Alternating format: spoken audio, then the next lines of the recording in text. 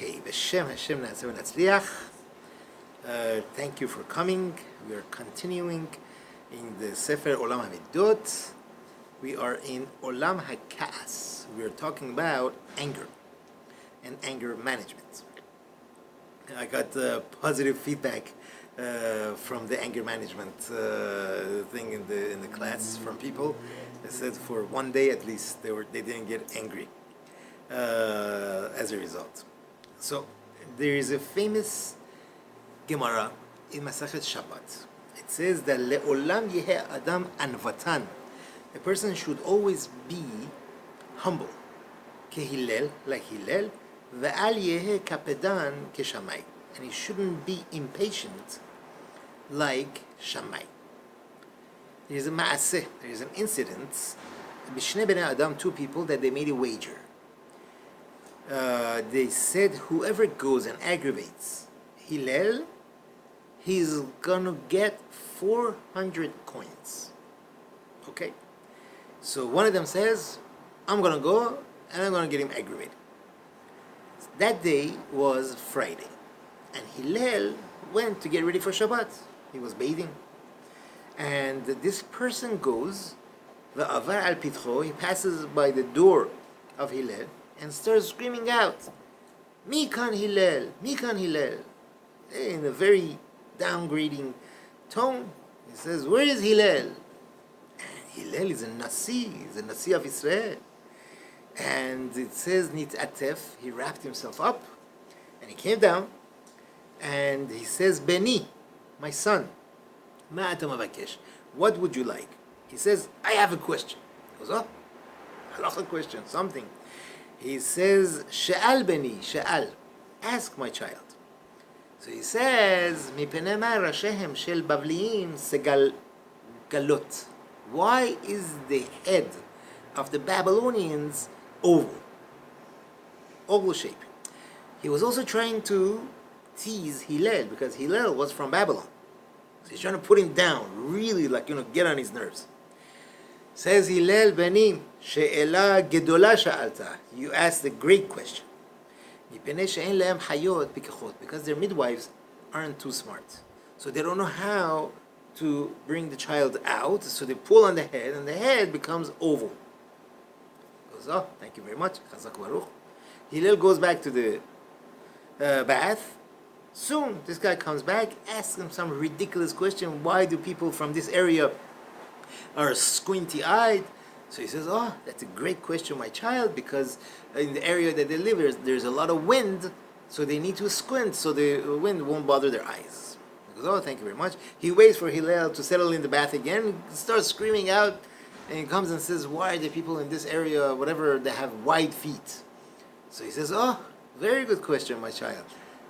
Because over there it's sandy, and in order for them to be able to keep balance, that's where their feet are wide. This guy couldn't take it anymore. He says, you made me lose money. He goes, why? He says, I made a wager, and because of you I lost so much money. And Hillel was totally calm and cool. Anyway, that's a very funny piece of Gemara. He says, it's funny how Hillel didn't get angry. Every time the Gemara is quoting, he says, Sha'al beni Sha'al, ask my child. What's going on? He says, you know what the key is? The key is that Hillel called him my son, called him my child. That's one of the major things for a person to understand how to become humble. A father loves his children, even if his child does foolish things, right? He thinks, it's so cute, depends. But if some stranger does some things, it's not so cute anymore. He gets upset. So that's what happened by Hillel. Like he says in Pirkei Avot, in the first parak of Pirkei Avot, what does Hillel say? Ehov et haberiyot. You need to love everyone. And that's what Hillel for sure himself did. He loved everyone, and that's why he could take, when they were coming to aggravate him, when they were coming to upset him, he could take him. Why? Because ve'al kol peshaim yachaseh ahava. Right? Shlomo HaMelech says, love could cover up for other people's faults. When you love them, you're going to cover up their faults. Even if they do something wrong, you'll cover it up. There is an added thing. In every anger, this is amazing. In every anger, there is also a level of hatred. Every time a person gets angry, there is hatred there also. So when love and mercy gets pushed off and hatred comes in, that's where the anger finds its place. Even when the father is upset at his child, there is a certain level of anger there. At that instant, he has hatred towards his child. It would be instantaneous, it might go away, but at that instant, he hates him. Right? When he remembers, oh, this is my child and I love him so much, then he won't be angry at him anymore. When he removes that hatred, he won't be angry. Hillel, his heart was always filled with love and mercy for everyone. He had no room for anger in his heart. That's what we understand. The way a person could understand how to get rid of anger is by planting in his heart love for others. That helps him be patient. Okay. That's another tip. There's another tip now. He says, how does a person become patient? Is by understanding that the other person is important. Sometimes the other person's behavior bothers us, right? Either he bugs you, he comes and asks you weird questions, or just he's annoying. Person is annoying, right? So you lose patience. But if you pay attention that this other person, he has a lot of positive things. There's a lot of positive attributes that the other person has, right? And you think to yourself, you know what? After all, he's a good person, right? And he really tries. Okay, he has some annoying behavior, but that's not enough to make me angry.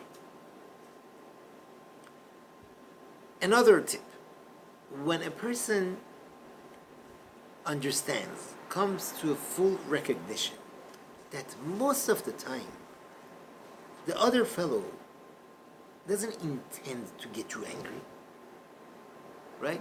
The other person, he's not sick in the head that he really is doing it just to annoy you, right? Nobody wants to be cruel. People don't generally want to be cruel just to get the other person angry. Most of the time, that's not the case. When we understand that, then there is no room for us to get angry. Why are you getting angry? Now, listen to this Pirkei Avot. I'm sure you heard it many times, but this teaches us another totally different understanding of this Mishnah in Pirkei Avot. This is the 5th parak of Pirkei Avot. All the numbers, 10, 7, 4 things, the whole 5th parak is about that. He says, Arba midot be'adam. There are 4 measurements, 4 different midot in a person. Ha'omer sheli sheli. There is a person that says, what's mine is mine. Veshelach shelach. What's yours is yours. That is considered midah beinonit. That is a medium person, average person. V'yesh omrim. Some say this is Sodom, because that's what it was in Sodom v'Amorah. They said, listen, what's mine is mine. What's yours is yours. I'm not going to butt into your business. You don't butt into my business. This is Sodom v'Amorah. Okay, so let's leave that. That's a different argument. And a person who says, Sheli shelach, what's mine is yours. Veshelach sheli, and what's yours is mine. That's an Am Haaretz. That's just an ignoramus person. Right? It doesn't make sense. That type of a behavior doesn't make sense to a normal person, a good person. On this also, there is a lot of different commentaries, right? Am Haaretz is not necessarily a fool, right? And Am Haaretz, though, is not in the ways of the Torah. Okay? Now, a person says, Sheli shelach. What's mine is yours. Veshelach shelach. What's yours is yours. That means we'll share. I'll share with you what I have. And you know what? You don't have to share with me anything. Keep what's yours. That's a chassid. That's a pious person. Okay? He's a chassid. Sheli sheli. He says, what's mine is mine. V'shelach sheli, what's yours is also mine. That's a Rasha. He brings a commentary from Rav Kalish that he says like this. Human nature is to think that everyone thinks just like me. That the other fellow, his line of thinking is just like mine. That's human nature, right? That's why, if I believe that something that is mine, naturally, right, I think that you also think what's yours is yours. If I think that I don't have to share anything with anyone, that means you also probably wouldn't want to share anything with anyone. So shali shali, shelach shelach. Okay. And the opposite is, if I believe what's mine is yours, that means I will share with you what I have. I think that naturally you also think the same, that you want to share what's yours with me, right? I believe that what's yours is also mine. This is pretty crooked, right, way of thinking.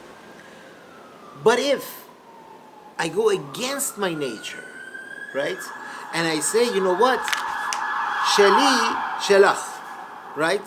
What's mine is yours, and what's yours is yours. That means I'm fighting against my nature, right? I believe that I could share with you what I have. That's very nice of me, right? But I also believe that you could keep what's yours. You don't have to share what's yours with me. Then I broke my nature. I went against my nature. I realized that just because I want to share with others doesn't mean that the other people have to share with me. That's a chassid. Because I went against my nature. Right? And if it's the opposite, I believe that everyone should share with me, but I will not give anyone anything. Right? That's a rasha. So, what do we learn from here? We need to understand that if that person is doing something which I don't like, this guy is upsetting me, right? He's coming upset. He's doing something I don't like. I have to think this guy is not a rasha, right?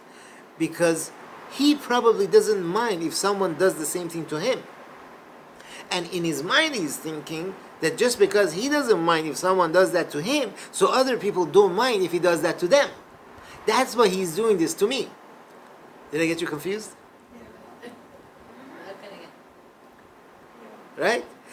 He is thinking, you know what, he's doing something to really get on my nerves. But in his mind, he's not trying to bother me. Because in his mind, doing this, he says, why are you getting upset? Why are you getting upset? I wouldn't get upset if you do this to me. And you have to understand that. You have to read his mind. So he is thinking that, why is this guy getting upset? Because he wouldn't mind that being done to him. So therefore he thinks that I shouldn't mind that this is being done to me. Like we said, that this is human nature. He thinks that, if I'm fine with it, they should be fine with it. So we can't think of this person as a wicked person, as an evil, bad person. He's just got a little mixed up. And our job is to come out of our box, to come out and try to understand the other person. Where is the other person coming from? When we do that, a lot of the causes of our getting upset are removed. We won't get upset. If we try to understand the other person, we won't get upset. Our job is, number one, to understand that other people are different. Their nature is different than us. Many of the arguments in the world, especially when it comes to Shalom Bayit, they are based on this mistake, that we think we understand the other person, but we don't. Our job is to try to understand the other person's world. Okay. Ready for this? This is a famous Gemara. I love this Gemara, especially because I heard it from Rav Neuger. He has a whole comical twist on this. I'm not sure if I'm going to go into the comical twist, but It's a Gemara Masachet Nedarim. There's a bunch of cases about Nedarim, obviously. Nedarim, like, a person makes a neder. So he's talking about a person makes a neder about his wife, and how do you get out of it, and so on and so forth. So they bring a funny story. A man immigrated from Babylon to Eretz Israel. And he gets married. Happens to the best of us. Right? And, after Sheva Barachot are over and everything, he's ready to go to work. I am putting a little bit of a twist of Rav Norgishel in it, but okay. So he's ready to go to work, and before he leaves to work, he asks his wife, he has, now, an introduction, if you will. Babylonian Aramite is a little different than Israeli Aramite. Okay? They're both Aramite, but they have little twists, words that are different than one another. So before he leaves, he tells his wife that, he doesn't quote everything, I'm going to quote it. He tells his wife, make me 2 lentils. 2 lentils is like a Persian, like, make me a little bit this. So he says, in their language, they want to say make lentils, so he says, make me 2 lentils. Okay, after a hard day of work, he comes home. Oh, this is like, he's like, can't wait, he's starving, he comes home. What does he see? There is a bowl, nicely set up, fork and spoon and the handkerchief and everything set up. He takes the thing off. What does he see? 2 lentils floating in the bowl. He goes crazy. The Gemara says he gets angry, like, what? Like, forget it. Like, so the next morning he's about to go to work. He says, this girl doesn't understand. He told her to make her a big amount, like, geriva. Geriva is a size like about 10 pounds. That's what it is, almost 10 pounds. Okay, he says, now she's going to understand. Comes home, she made him 10 pounds of food. Like, this is really crazy. The next day he says, you know what, Rav Norgishel says, he says, forget it, I'm just going to go vegetarian, I'm just going to forget it, don't cook anything. He says, just bring me 2 watermelons. Watermelons in Babylonian Aramaic is butzini. Butzini is watermelons. Okay, he comes home, what does he see? He sees butzini in Israeli Aramaic is candles. Candles. You know what candles are? Candles are made out of clay, like, and it's got flour and it's got a wick in it. So he's like looking at this thing, my gosh, what is this? She expects me to suck the oil out of this with the wick. I don't know, what does she want from me? Like, it's crazy. That's it, he had enough. He says, you know what? Go take these candles and break them on the door. Right? Meaning, like, get this thing out of my face. In Babylonian Aramaic, door is bava. Bava is a door. Right? In her Aramaic, the only bava she knew was one of the greatest chachamim of that generation. His name was Bava ben Buta. Right? Famous Bava ben Buta, one of the greatest chachamim of the generation. And okay, before he knows it, she grabs the candles, she runs out of the house. He's like, where did she go? She's like running. She gets to the yeshiva. Now, Baba ben Buta is sitting, Gemara says, with all of his talmidim there. She stands there, Baba ben Buta is like, what's going on? She goes, oh, it's okay, continue. She takes the candles and she cracks it open on Baba ben Buta's head. What would you do? Rav Norgishel says, I know in Hebrew we don't have good, nice curse words, but I would probably say something in Arabic to her, What does Baba ben Buta says? Baba ben Buta says, Biti man haden de'avat. What is this that you did? Could you imagine he's sitting there, oil dripping all over his face? I don't know. And all he says to her, my daughter, what is this that you did?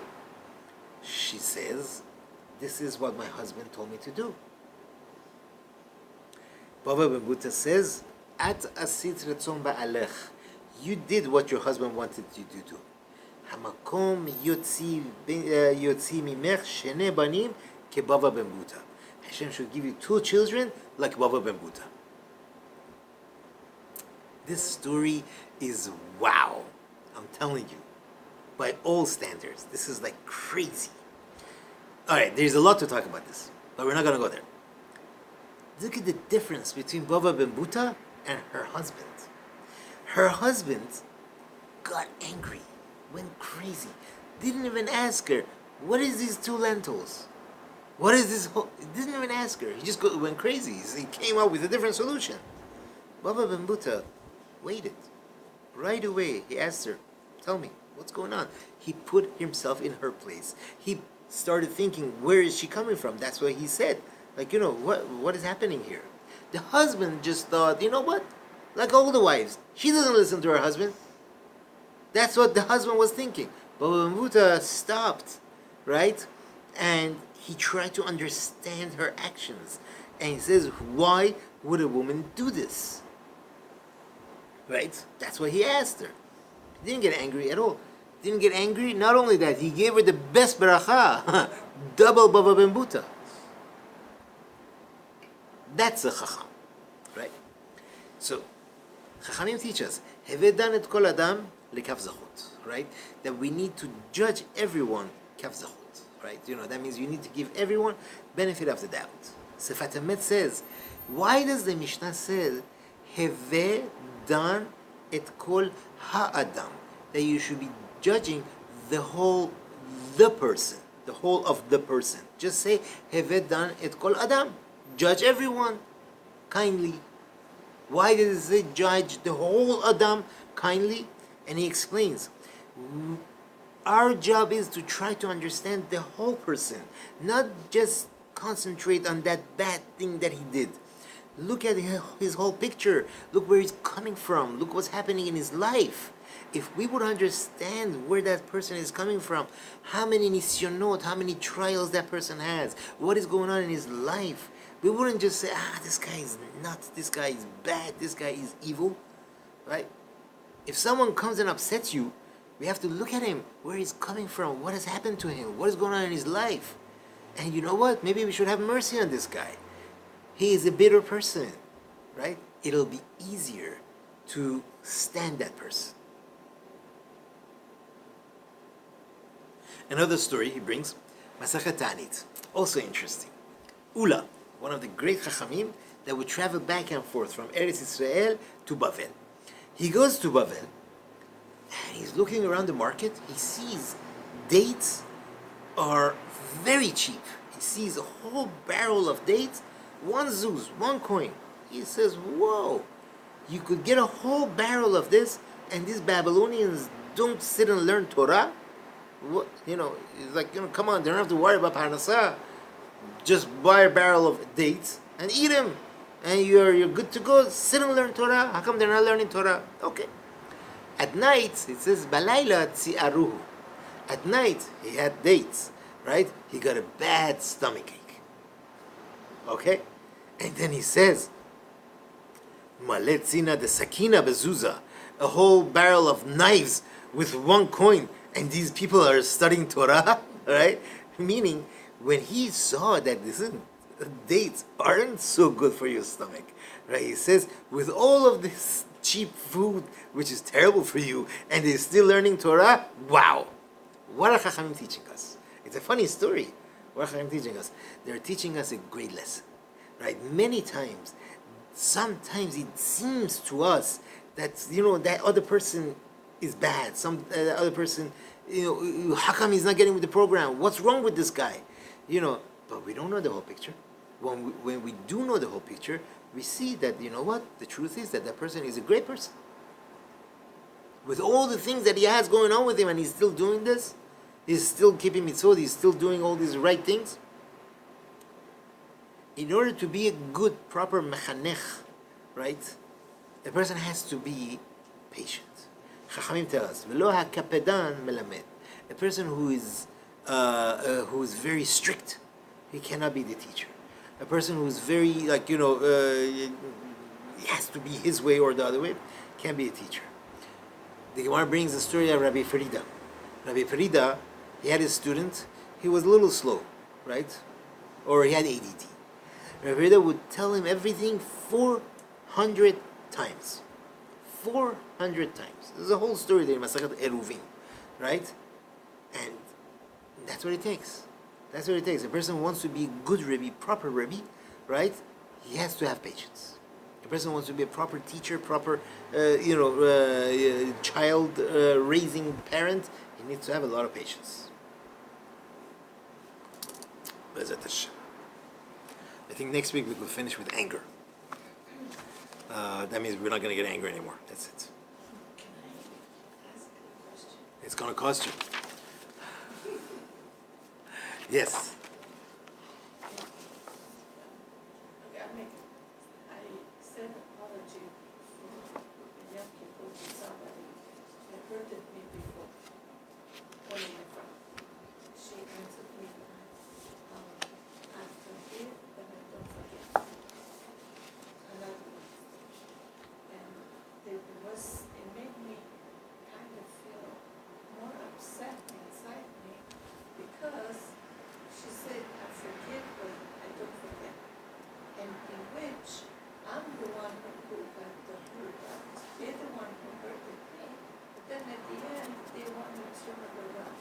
So I answered her. I said, I'm sorry that you feel that way because you see only your point of view, but you don't see the whole picture. And I said, may Hashem forgive all of us. But inside of me, it's like a boiling hot. It's like I want to talk to this person, but they don't. They don't talk to me. I just want to get it out. But inside, I'm building. You should be happy. They forgive you. But how can she didn't forget? They don't forget. Baruch Hashem, they have good memory. They're healthy, they have good memory. But you should be happy, they forgive you. What more do you want? Okay. One step. That takes care of one step, right? They forgive. Worry about that later. Should be happy. Halfway through, they forgave. Look at the positive. You know you shouldn't be friends with them. Look at the positive. Baruch Hashem. Okay, by the way, this is tomorrow night is Rav Ovadia's Yortzeit, so we're learning for, we have the zechut to learn Le'ilu Nishmato, Ezrat Hashem. And these halachot, a lot of them are from Maran, so here we go. Now, there is, Shulchan Aruch brings down in Siman Tzadik Zayin in Yorede'ah, that it is, that Chachamim said it is asur to knead a dough with milk, okay, and to bake it into bread. Why? Because we're afraid that if you put milk in the dough, you might eat this bread with meat, right? And even if a person by mistake he thought it's cream, but it was actually milk, even if he made a mistake, it is asur to eat this bread, okay? However, same Simon and Shulchan Aruch brings down, but if you make something small roll out, with milk, that's fine. If it could be eaten within this meal today, that's fine. That a person is allowed to do. Bake. We were talking about a big loaf of bread. Person made a meal. Okay, so fine. You're eating meat now, yogurt, whatever it is. Milk now. You're eating yogurt, whatever it is. Okay, chazak u'baruch. But what about the leftovers? Someone by mistake is going to come in. What do they know that you have milk in it? And they're going to eat the bread with meat. Chas v'shalom. But if you make a small amount, a tiny roll for yourself, just for this meal, it's going to be eaten in this meal. That is fine. We're not afraid that the person is going to eat it with milk. And if we were talking about a bunch of different families, a whole household, again, the same rule applies. If you know that it's going to be finished during this meal, right? Perfect. But if you want to send it to other families, and in hope that they're going to finish it during the meal, that you can't do. Even a small amount, do not. If you could be on top of it, if you could supervise and make sure that your dairy bread is eaten now with this meal, that's fine. Otherwise, more than that, no. In the same Siman in Shulchan Aruch, Maram brings that if a person makes a weird shape of bread, which is not normal, it's a big loaf of bread, but it's not a loaf. It's like, he made like a number 2, or I don't know, he made some weird shape, which is definitely not your normal bread, being that everyone sees that this is not a regular bread, there is a siman, there is a thing on it that it's dairy, then they will remember there is dairy and they will not eat it with meat. A person that makes a very sweet dough, adds a lot of sugar. Normally, you don't eat sweet bread with a meat meal, right? Then in that case, you are allowed to add milk to it because we know that for sure he's not going to eat it. This day and age, I don't know. With different recipes that are floating around, who knows? People do eat sweet bread. They have what's it called? Cinnamon raisin chocolate bagels. So, but they usually eat them for breakfast. I don't think they eat it with meat. But okay, at any rate, so this is the halacha. That's where the OU allows for English muffins to be dairy because there are different shapes. Muffins, correct. And they're That's usually right. a breakfast. They're usually breakfast, right? And what about the hallow with the chocolate that they eat it also? Yeah, so they're not gonna make it dairy. Believe me, they're not gonna put milk in it. How about donuts, sufganiyot, right? Hanukkah is around the corner. Believe it or not, soon in Israel, in all the markets, they're gonna have sufganiyot. So there goes the diet. Now, is one allowed to sell sufganiyot donuts that have milk in them? The answer is yes, because it is not bread. It's not something that you eat with meat. However, you should definitely let your clients know so they shouldn't come and eat these donuts like, within 6 hours of having meat. It seems like some people have had that before. Okay, well, these are a couple of halachot that we learned tonight, and that shall suffice.